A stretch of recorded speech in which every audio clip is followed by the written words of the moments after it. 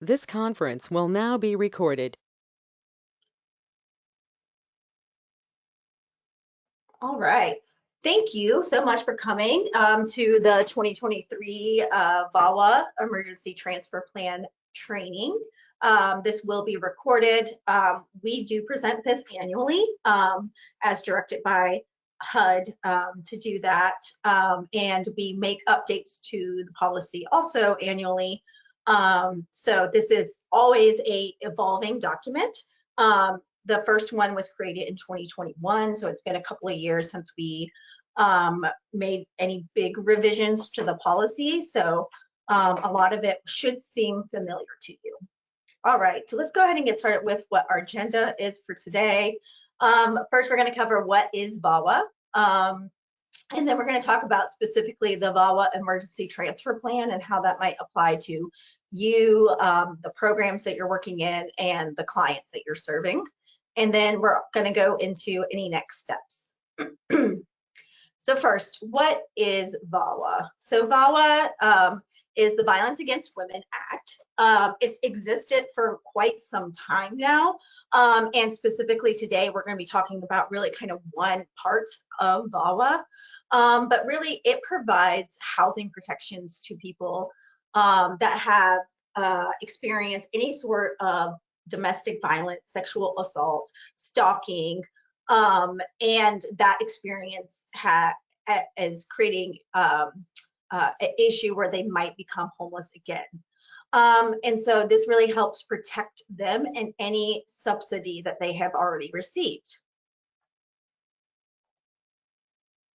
So the Violence Against Women Act covers, like I said, someone who has experienced domestic violence, dating violence, sexual assault, and stalking. You will see that in our policy for Wake CoC, we refer to them as survivors of domestic violence, and HUD has updated that language to just say someone who has experienced domestic violence, dating violence, sexual assault, and stalking. So you'll see that in the training, the updated language is here, but we still need to update that within our policy. And it's really just kind of best practice right now for how to refer to that. And also we say someone who has experience rather than women. So VAWA, although it has women in the title of the act, it actually covers any gender or gender identity or sexual orientation and not just women. And then it's important to know that the VAWA housing protections apply to a lot of HUD programs. So most of the people in our continuum of care that might be on the call or watching this recording are probably within our emergency solutions grants or our continuum of care grants, as those are some of the biggest pots of funding, but we have lots of other VAWA eligible HUD programs. So our continuum of care is either in, if you're on this call or watching this, you're either working within one of these projects at an agency that has one of these projects, or you might be working tangentially, which makes it important that you still understand VAWA and how it applies to projects and how it applies to clients that you may potentially have. All right, so let's go ahead and talk about VAWA, the Act of 2013. So, oh, it looks like I clicked the link, sorry about that. So the Violence Against Women Act of 2013, this was a reauthorization. There's been multiple reauthorizations before and after 2013, but really in 2013, that's where our system of care really saw expanded and enhanced housing protections. And this is also when HUD issued a final rule implementing VAWA 2013, and henceforward, continuum of cares have led these trainings. So you all know what that means and what that means for your programs and housing providers. So again, the reauthorization specifically expanded those housing rights for people that are experiencing any kind of dating violence, domestic violence, sexual assault, or stalking. And this really has impacted projects, again, with ESG or CoC funds, but particularly those that are in rapid rehousing, homeless prevention, or permanent supportive housing projects. So if you are not one of those projects, it's likely that you work with those projects and need to be aware of it. So the VAWA Emergency Transfer Plan policy, we're going to go into what that looks like in context of the VAWA reauthorization that happened. So an emergency transfer plan is a plan that our CoC has put together that's really supposed to facilitate how we handle a issue of safety with someone that has experienced one of these types of domestic violence or sexual assault, one of these experiences, and now their unit is no longer safe. And so they need to request a transfer so that they can be in a different unit where they feel safe, but they still have that subsidy. So this is really protecting them from losing that subsidy that they have already gotten. And so it's important that we also acknowledge that emergency transfers can take time. So units are, not always in high availability in our area, and so they may not be immediately available. So it's important that we first acknowledge that whatever type of project you are, that you should be working with domestic violence or sexual assault resources here in the continuum of care. So it's important to go ahead and get them involved if there's an issue. So safety planning is something that means something very specific in the domestic violence world, that maybe somebody at, say, like a rapid rehousing project might not have as much experience. So working with our local DV providers really helps us with safety planning and making sure we have that trauma-informed lens when we're working with somebody that's experiencing an issue that's requiring a transfer. Additionally, one study, the Family Option Study, found that 80% of homeless women or women experiencing homelessness have experienced some sort of domestic violence. So we know that whether that's the reason that they came to you or not, that it's something that either could be a past experience or something that they could experience in the future, potentially while in your program. So the emergency transfer plan is not only your tool, but it's really a way to find permanent solutions to getting somebody safe quickly. All right, so VAWA protections. So what are they? So we have two slides that kind of go through what exactly the protections cover. We will say someone protected throughout the training instead of listing the whole someone who's experienced this, really just to say, someone that is has had one of these eligible experiences. So someone who is protected, we talk about covered housing programs to refer to the complete list of programs that are covered by VAWA for the rest of this training. And if these factors are directly related to being a survivor, you cannot deny or evict someone due to the factors that are listed. So someone cannot be denied admission or be evicted or have any kind of assistance terminated if they are protected by the VAWA housing protections. And so something else that should be noted here is that you also cannot deny them for something that happened as a result of or tangentially related to the violence that happened. So things like a eviction record, criminal history, bad credit history. These are often symptoms that come along with abusive situations or as a result of abusive situations. And so it's important to realize that this act really helps to protect people that have experienced any of these eligibilities.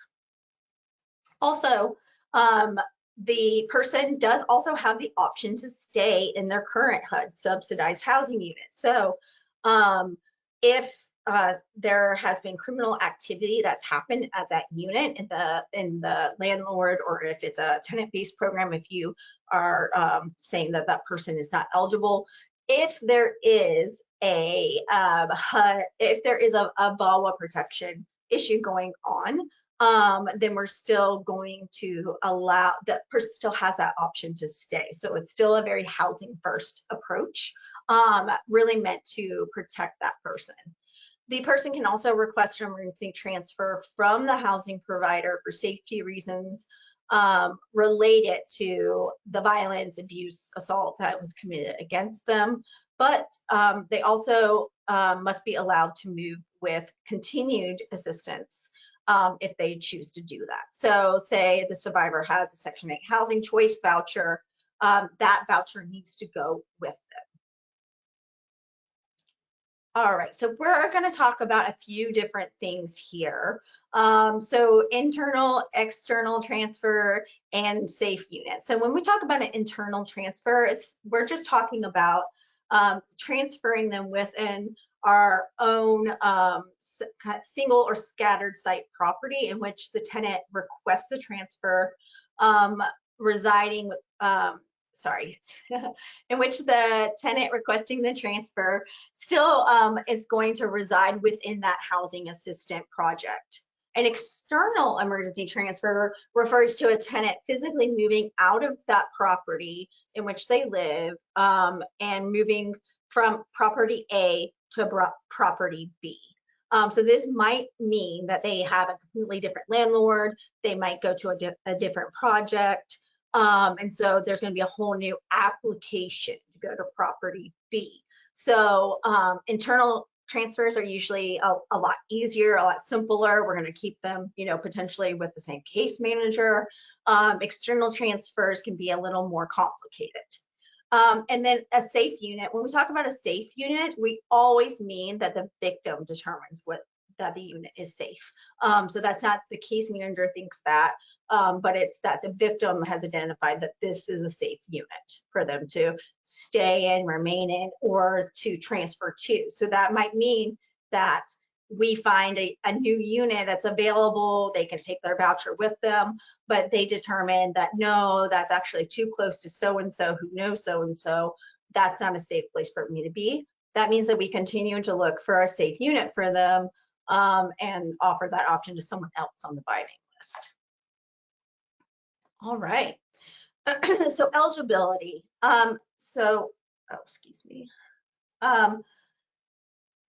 So eligibility for emergency transfers, the tenant must reasonably believe that there is a threat of imminent harm if they remain in the unit, or a sexual assault has occurred on that premises within 90 calendar days. So 90 calendar days may sound like a long time, but we know that people experience trauma in different ways. And after a 90-day period, it may be that they have changed their mind about whether or not that unit is safe for them. And so the tenant determines whether there's an imminence of threat, not the service provider. So it may seem that, well, they said there wasn't a threat and now it's 90 days later. That is up to the person to determine whether or not there's a threat to them. Let's see, so they need to still meet eligibility. So if the program only serves, let's say, chronically homeless persons or families, then they need to still meet that eligibility to the next program that they go to. So say a rapid rehousing provider needs to take a person who formerly would have met a homeless status eligibility, but that person is not disabled, and so they don't meet a chronically homeless category, then they wouldn't be able to move to a safe transfer at like a permanent housing provider's project. That's not going to move over with them. So that rapid rehousing project is going to have to find another transfer unit that does meet what they're eligible for. Okay, so how do we even establish eligibility, right? So we we can request that the person provide their own written documentation, or if literacy is a barrier for them, they can dictate and have someone write that for them. But a self-certification is really all they need. So we don't need to go out and confirm from a third party, from a police officer, from someone else in the home that this happened. We're going to go ahead and just take that person that experienced this by their word and move forward with that. So what do we do though if we have conflicting information? HUD says that a self-certification is all we need unless there is conflicting information about the violence or abuse, unless there is proof that there is violence or abuse. So this isn't now the abuser, who's also my client, has come in and said this. It's really, there's some sort of proof that this person may not be honest. So if for some reason we think that's true, it's a very obvious conflict. It's not something that we're digging around, interviewing, trying to disprove this person. But there's very obvious conflicting information, then we can get third-party documentation. And that could be something like a record of government or a statement from a professional with their professional signature. This should not be the norm that we would need to do this. This would only be when there's proof that a VAWA emergency transfer is not needed. So confidentiality. Confidentiality for all information related to this transfer must be kept strictly confidential. That means that the person, the tenant, has to sign a release of information, and it must be a time-limited release of information. The only time that we would disclose their name or identifying information is if it's required by law, like there's an official court documentation or a subpoena or something like that for it. So we always want to make sure that we're keeping this as confidential as possible. So really it's kind of between the case manager that's helping to file the emergency transfer request and the binding list coordinator, who's going to help figure out where to transfer that person. Notice of occupancy rights. So all HUD tenants have to receive a notice of VAWA housing rights. So the HUD form 5380. So if you are a housing project, all of your tenants should already have this. If it's not in their file, then make sure that any of your current tenants receive this notice immediately. Tenants must be notified at admission, denial, and termination or eviction from programs that they are protected under the VAWA housing rights. So again, if you are a housing program or you're working with clients that are in housing programs, this should be something that's in their file. So priority for emergency transfers. So this is in regards to coordinated access and priority. So the tenant may choose whether to enter a different program where they want to live. So in the written standards, as a survivor or a person who's experienced any of those categories of violence can take priority in our coordinated access system above someone else who is already on the binding list, because this is a concern of safety. So nothing may preclude the tenant from seeking an internal emergency transfer or an external emergency transfer concurrently if a safe unit is not immediately available in the continuum of care. So this means that this person can be out looking also for a safe place for them while we are working to get them transferred. So example, if a permanent supportive housing tenant needs an emergency transfer and the only currently available unit is a rapid rehousing unit, the rapid rehousing provider must allow the tenant to stay in that unit. But that tenant without a disability, or that tenant would still be eligible to go to a PSH unit because they should still qualify. If they're already a PSH tenant and they have, let's say, a disability that qualifies them, and we move them to a rapid rehousing unit, they can still move to a permanent supportive housing unit later, or they can stay in that rapid rehousing project. The by name list coordinator would be working with the case managers, so they need to be immediately involved and working together to really figure out what is the best solution here. So we can get creative while we work with the person on a safety planning issue. While we're working on the safety plan for this person. So safety planning, if it hasn't already happened, should start immediately when an emergency transfer request happens. So we're, if someone is putting in this request, we're assuming this is a high risk situation. And we're going to work quickly to make sure that they have access to domestic violence resources. And if the transfer cannot happen fast enough for that client to feel safe, then we're going to move them to a domestic violence shelter, an emergency shelter. We might need to talk with a county neighboring for a safe place for them to be until we can get them into a new unit with that transfer. So we're going to go ahead and immediately assess if they have a safe place for that night and starting those basic questions while we work on a long-term emergency transfer plan.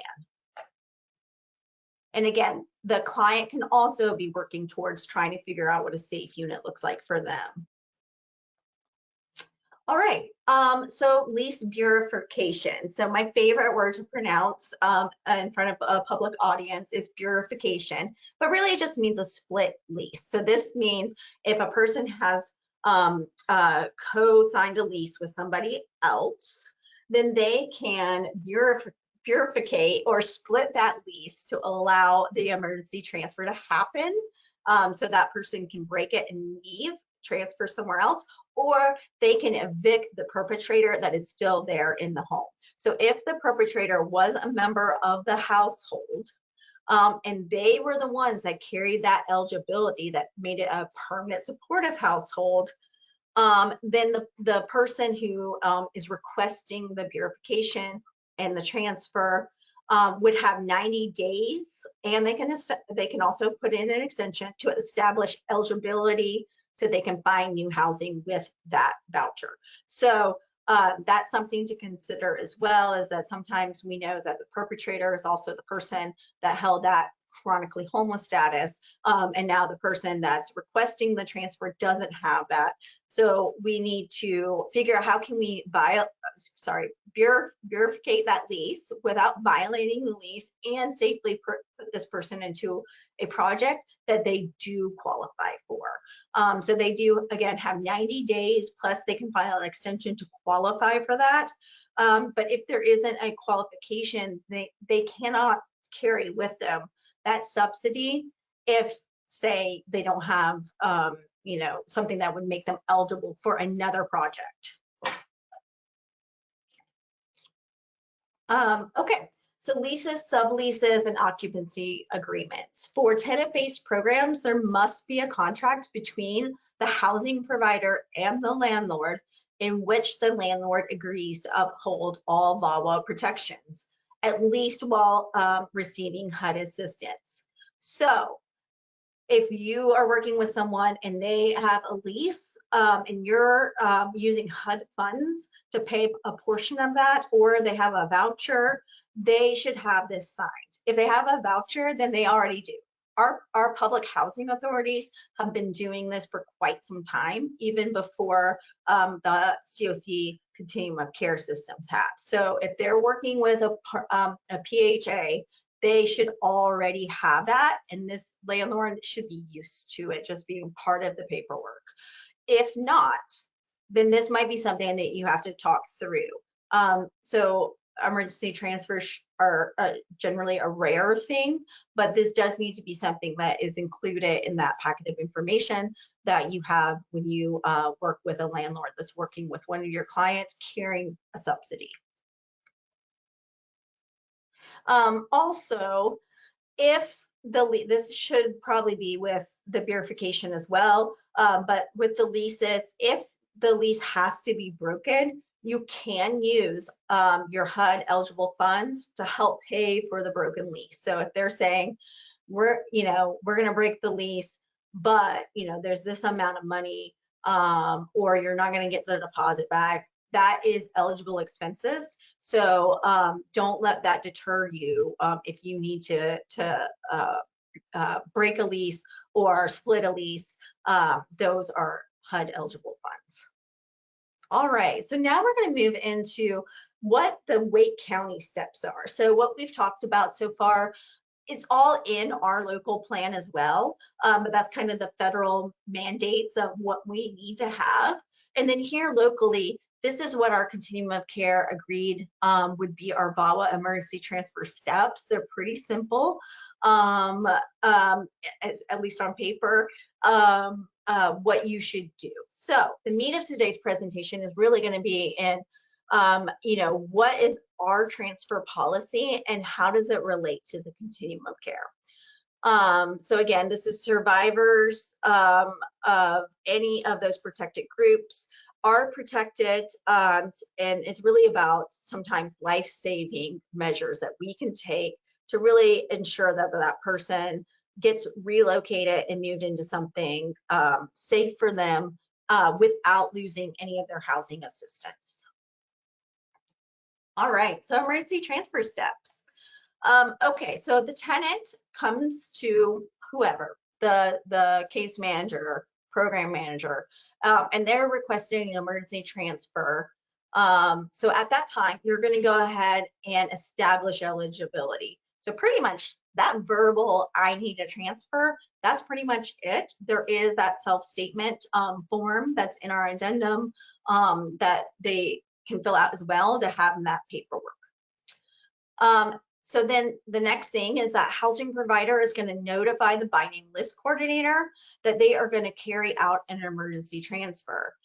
So for us, the CoC at partnershipwake.org email should get that to the correct people that can start looking at what's available for transfer. Or if it's a project that has availability coming up, it may be just notifying the binding list coordinator, we're going to move this person from this units over here at this part of town to these ones over here because that's safer and their perpetrator doesn't know about those or something like that. So it can be a simple transfer, an internal transfer, or an external transfer. Either way, the binding list coordinator needs to know about it. Also, think about confidentiality. So when you are letting the binding list coordinator know about this, using their HMIS number as best practice, do not include any more information about the transfer, especially if you don't have an ROI signed. You shouldn't be giving out any information. Make sure that happens first, but you also don't need to give more information than our binding list coordinator really needs to know. So it's really about their eligibility for what types of projects they can be moved to, and from there, that person, the binding list coordinator, can help the housing provider. All right, so the next thing, the housing provider should try to transfer internally first if possible. So we know that that's not always the case. Housing is at a premium for us, but always try to do it first. Because that's going to be the quicker, simpler thing. And it's also just, it's going to be simpler on the person that needs to transfer as well. So hopefully they can keep, with the same provider if possible. Okay, so let's say the previous steps don't work. Maybe the project only has one housing option and the abuser or perpetrator knows that location. Then we're going to try to find another provider as safely and quickly as possible. If a tenant receives tenant-based rental assistance and is approved by an for an emergency transfer, as outlined in our policy, then they may move out of the CoC's catchment area, and the binding list coordinator is going to coordinate that with the other CoC that they may be moving to. So they should be able to move to that other CoC using their current assistance, as long as the housing provider can still meet all of the requirements, including the participants, including the participants HMIS and their housing credentials. So again, what kind of housing project are they eligible for? And that provider is going to need to also establish that. So that's something you'll have to work with the other continuum of care and making sure that they have all the documentation that they need for their files from you. And then also we need to make sure that the educational needs of the children are met. So that may mean that we have multiple releases of information now signed with other providers, educational professionals, McKinney-Vento, caseworkers, and other educational systems. So if we're moving them outside of the continuum of care, it does get a little more complex, but we just need to make sure that we have releases signed for everything, and we're working as quickly as possible. So those are the steps for an emergency transfer. All providers have to have an emergency transfer plan in their policies and procedures. So this is really just a fill in the blank template that we have created for you at the back of the VAWA policy. So really you need to just fill in the blanks. We are agency A.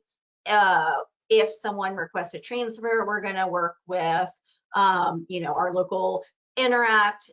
Here's a link to other domestic violence resources that we will provide to the person.